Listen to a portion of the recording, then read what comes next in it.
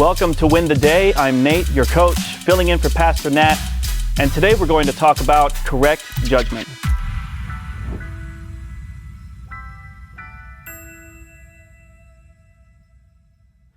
We're continuing in the Gospel of John, chapter 7, verses 19 through 24, which reads, "Has not Moses given you the law?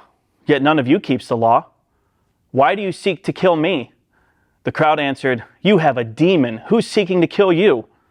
Jesus answered them, "I did one work, and you all marvel at it.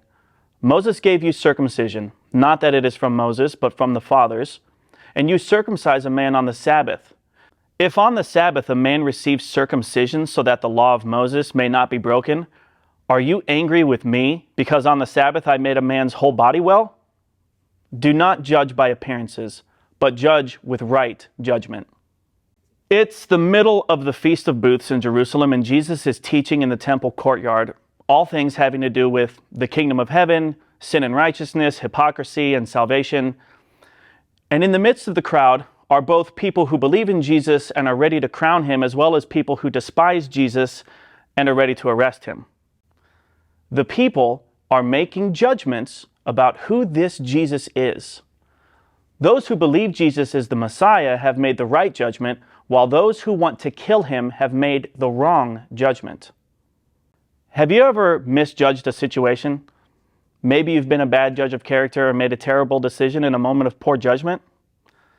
Perhaps you judged that new movie or show to be good based on the trailer, only to find out that it didn't live up to the hype.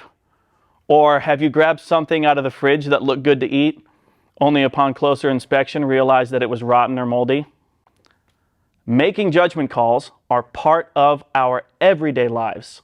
From the smallest of situations to moral judgments to critical events, having the capability to make judgments is part of being made in the image of God.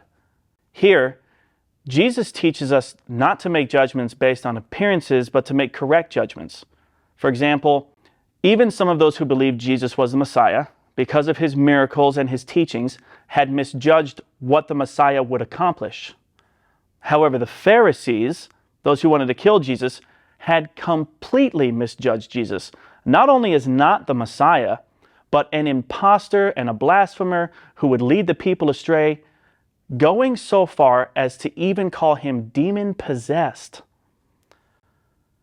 To them, Jesus' healing a paralyzed man on the Sabbath broke the law, and no amount of miracles he performed could convince them that he was the Son of God, not even if he was raised from the dead. These Pharisees were hypocrites. They judged poorly, not wisely.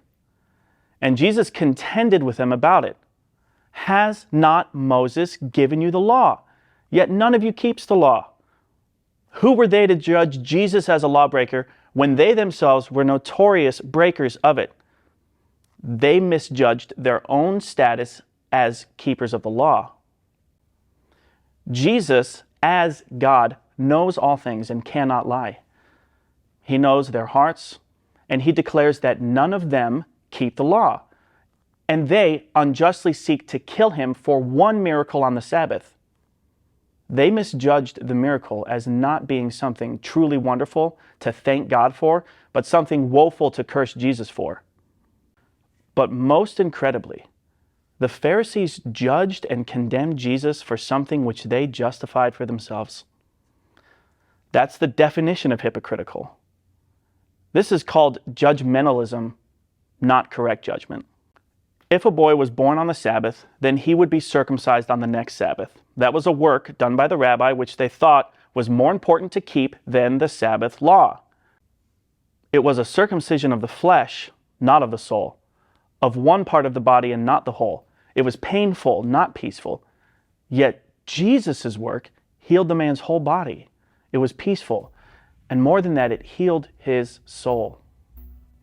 It is a dangerous thing to judge by mere appearances. How can we judge correctly? Be a person who loves God and wants to do his will. Go back to the Bible for understanding of right moral discernment. That is our standard. Practice this in a life of obedient faith and shun merciless, graceless judgmentalism.